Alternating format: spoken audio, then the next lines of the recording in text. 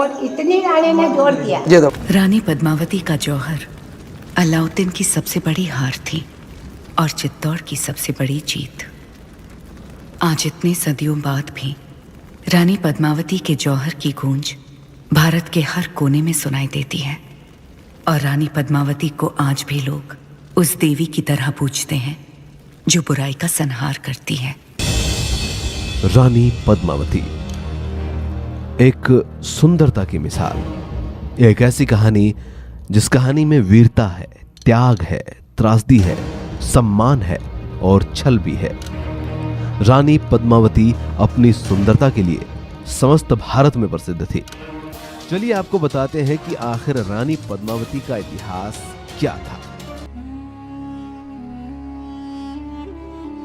भारतीय इतिहास के पन्नों में अत्यंत सुंदर और साहसी रानी पद्मावती का उल्लेख है। रानी पद्मावती को रानी पद्मिनी के नाम से भी जाना जाता है। रानी पद्मावती के पिता सिंघल प्रांत के राजा थे, जो आज के श्रीलंका में पड़ता है। उनका नाम गंधर्व सेन था और उनकी माता का नाम चंपावती था। पद्मावती बाल्यकाल से ही देखने में अत्यंत सुंदर और आकर्षक थी। उनके माता पिता ने उन्हें बड़े ही लाड प्यार से बड़ा किया था।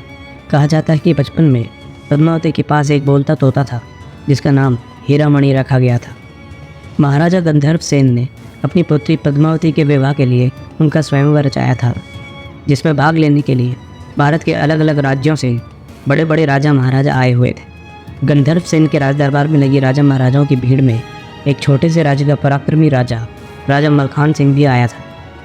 उसी स्वयंवर में विवाहित राजा रावल रतन सिंह भी मौजूद थे। उन्होंने मलखान सिंह को स्वयंवर में परास्त करके रानी पद्मावती पर अपना अधिकार सिद्ध किया और उनसे धूमधाम से विवाह करके उन्हें चित्तौड़ ले गए। प्रजा प्रेमी और न्यायपालक राजा रावल रतन सिंह चित्तौड़ राज्य को बड़े कुशल तरीके से चला रहे थे। उनके शासन में वहाँ की प्रजा हर तरीके से सुखी थी। चित्तौड़ राज्य में राघव चेतन नाम का एक संगीतकार बहुत प्रसिद्ध था। महाराजा रावल रतन सिंह उन्हें बहुत मानते थे, इसीलिए राज दरबार में राघव चेतन को विशेष स्थान दिया गया था। चित्तौड़ की प्रजा और वहाँ के महाराजा को उन दिनों ये बात मालूम नहीं थी कि राघव चेतन संगीत कला के अतिरिक्त जादू टोना भी जानता था। ऐसा कहा जाता है कि राघव चेतन अपनी इस आसुरी प्रतिभा का उपयोग शत्रु को परास्त करने और अपने कार्य सिद्ध करने में करता था। एक दिन राघव चेतन किसी गलत उद्देश्य के लिए तांत्रिक कार्य कर रहा था। तभी उसे रंगे हाथों पकड़ लिया गया और दरबार में पेश किया गया, जहाँ पर उसको दोषी पाया गया और तुरंत उसका मुंह काला करके उसे देश से निकाल दिया गया। अपने अपमान और राज्य से निर्वासित किए जाने पर राघव चेतन बदला लेने पर आमादा हो गया। अब उसके जीवन का एक ही लक्ष्य रह गया था और वो था चित्तौड़ के महाराज रतन सिंह का संपूर्ण विनाश। अपने इसी उद्देश्य के साथ वो दिल्ली चला गया। वहाँ जाने का उसका मकसद दिल्ली के बादशाह अलाउद्दीन खिलजी को उकसाकर चित्तौड़ पर आक्रमण करवाकर अपना प्रतिशोध पूरा करने का था। 12वीं और 13वीं सदी में दिल्ली की गद्दी पर अलाउद्दीन खिलजी का राज था। उन दिनों दिल्ली के बादशाह से मिलना इतना आसान कार्य नहीं था, इसीलिए राघव चेतन दिल्ली के पास स्थित एक जंगल में अपना डेरा डालकर रहने लगा, क्योंकि वो जानता था कि दिल्ली का बादशाह अलाउद्दीन खिलजी शिकार का शौकीन है और वो वहाँ पर ज़रूर आएगा। एक दिन अलाउद्दीन खिलजी अपने खास सुरक्षा कर्मियों के साथ जंगल में शिकार खेलने पहुँचा। उसी वक्त राघव चेतन ने अपनी बांसुरी बजाना शुरू कर दिया। कुछ ही देर बाद बांसुरी के सुर बादशाह अलाउद्दीन खिलजी के कानों तक पहुँचे। अलाउद्दीन खिलजी ने फ़ौरन राघव चेतन को अपने पास बुलाया और अपने दरबार में आने का न्योता दिया। तब राघव चेतन ने चित्तौड़ राज्य की सैन्य शक्ति, चित्तौड़गढ़ की सुरक्षा और वहाँ की संपदा से जुड़ा एक एक राज खोल दिया और राजा रावल रतन सिंह की धर्मपत्नी रानी पद्मावती के अद्भुत सौंदर्य का बखान भी कर दिया।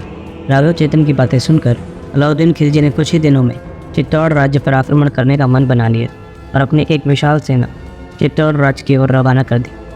अलाउद्दीन खिलजी की सेना चित्तौड़ तक पहुँच तो गई, पर चित्तौड़ के किले की अभेद्य सुरक्षा देखकर अलाउद्दीन खिलजी की पूरी सेना स्तब्ध हो गई। उन्होंने वही किले के पास अपने पड़ाव डाल दिए और चित्तौड़ राज्य के किले की सुरक्षा भेदने का उपाय ढूंढने लगे। रानी पद्मावती अपनी सुंदरता के लिए दूर दूर तक चर्चा का विषय बनी हुई थी। इसी बात का फ़ायदा उठाते हुए कपटी अलाउद्दीन खिलजी ने चित्तौड़ किले के अंदर राजा रावल रतन सिंह के पास एक संदेश भिजवाया। उसने कहा कि वो रानी पद्मावती की सुंदरता का बखान सुनकर उनके दीदार के लिए दिल्ली से यहाँ तक आया है और अब रानी पद्मावती को दूर से देखने का एक अवसर चाहता है। अलाउद्दीन खिलजी ने यहाँ तक कहा कि वो रानी पद्मावती को अपनी बहन समान मानता है और वो सिर्फ उसे दूर से एक नज़र देखने की तमन्ना रखता है। खिलजी की इस अजीब मांग को राजपूत मर्यादा के विरुद्ध बताकर राजा रतन सिंह ने ठुकरा दिया, पर फिर भी खिलजी ने रानी पद्मावती को बहन समान बताया। इसीलिए उस समय एक रास्ता निकाला गया। पर्दे के पीछे रानी पद्मावती सीढ़ियों के पास से गुजरेंगी और सामने एक विशालकाय शीशा रखा जाएगा जिसमें रानी पद्मावती का प्रतिबिंब अलाउद्दीन खिलजी देख सकेगा। इस तरह राजपूताना मर्यादा भी भंग नहीं होगी और अलाउद्दीन खिलजी की बात भी रह जाएगी। शर्त के अनुसार चित्तौड़ के महाराजा ने अलाउद्दीन खिलजी को आईने में रानी पद्मावती का प्रतिबिंब दिखला दिया और फिर अलाउद्दीन खिलजी को पूरी मेहमान नवाजी के साथ चित्तौड़ किले के सातों दरवाजे पार कराकर उनकी सेना के पास छोड़ने खुद गए। इसी अवसर का लाभ उठाकर अलाउद्दीन खिलजी ने राजा रतन सिंह को बंदी बना लिया और किले के बाहर अपनी छावनी में कैद कर लिया। इसके बाद उसने संदेश भिजवाया कि महाराजा रतन सिंह को जीवित देखना है तो रानी पद्मावती को फ़ौरन अलाउद्दीन खिलजी की खिदमत में किले के बाहर भेज दिया जाए। राजा रतन सिंह को अलाउद्दीन खिलजी की गिरफ्त से सकुशल मुक्त कराने के लिए रानी पद्मावती, गौरा और बादल ने मिलकर एक योजना बनाई। इस योजना के तहत किले के बाहर मौजूद अलाउद्दीन खिलजी तक ये पैगाम भेजना था कि रानी पद्मावती समर्पण के लिए तैयार है और पालकी में बैठकर किले के बाहर आने को राज़ी है। और फिर पालकी में रानी पद्मावती और उनकी सैकड़ों दासियों की जगह नारी भेष में लड़ाके योद्धा भेजकर बाहर मौजूद दिल्ली की सेना पर आक्रमण कर दिया जाए और इसी अफरा तफरी में राजा रावल रतन सिंह को अलाउद्दीन खिलजी की कैद से मुक्त करा दिया जाए। कहा जाता है कि वासना और लालच इंसान की बुद्धि हर लेती है। अलाउद्दीन खिलजी के साथ भी ऐसा ही हुआ। जब चित्तौड़ किले के दरवाजे एक के बाद एक खुले तब अंदर से एक ही तरह की सैकड़ों पालकियाँ बाहर आने लगी। जब ये पूछा गया कि इतनी सारी पालकियाँ क्यों हैं, तब अलाउद्दीन खिलजी को यह उत्तर दिया गया कि ये सब रानी पद्मावती की खास दासियों का काफिला है जो हमेशा उनके साथ रहता है। अलाउद्दीन खिलजी रानी पद्मावती पर इतना मोहित था कि उसने इस बात की पड़ताल करना भी ज़रूरी नहीं समझा कि सभी पालकियों को रुकवा कर यह देख ले कि उसमें वाकई दासियाँ हैं कि नहीं। और इस तरह चित्तौड़ का एक पूरा लड़ाकू दस्ता भारी भेष में किले के बाहर आ पहुँचा। कुछ ही देर में अलाउद्दीन खिलजी ने रानी पद्मावती की पालकी अलग करवा दी और पर्दा हटाकर उसका दीदार करना चाहा तो उसमें से राजपूत सेनापति गौरा निकले और उन्होंने आक्रमण कर दिया। उसी वक्त चित्तौड़ सिपाहियों ने भी हमला कर दिया और वहाँ मची अफरा तफरी में बादल ने राजा रतन सिंह को मुक्त करा दिया और उन्हें अंदर पहुँचा दिया। इस लड़ाई में राजपूत सेनापति गौरा और पालकी के संग बाहर आए सभी योद्धा शहीद हो गए। अपनी युक्ति नाकाम हो जाने के बाद अलाउद्दीन खिलजी जल्ला उठा। उसने उसी वक्त चित्तौड़ किले पर आक्रमण कर दिया पर वे उस अवैध किले में दाखिल नहीं हो सके थे। तब उसने किले में खाद्य और अन्य ज़रूरी चीज़ों के ख़त्म होने का इंतज़ार किया और कुछ ही दिनों में किले के अंदर मौजूद खाद्य आपूर्ति समाप्त हो गई और वहाँ के निवासी किले की सुरक्षा से बाहर आकर लड़ने को मजबूर हो गए। अंत में रतन सिंह ने द्वार खोलकर आर पार की लड़ाई करने का फैसला किया और किले के दरवाजे खोल दिए। किले की घेराबंदी करके राह देख रहे मौका परस्त अलाउद्दीन खिलजी ने और उसकी सेना ने दरवाज़ा खुलते ही तुरंत आक्रमण कर दिया। इस भीषण युद्ध में पराक्रमी राजा रतन सिंह वीर गति को प्राप्त हुए और उनकी पूरी सेना भी हार गई।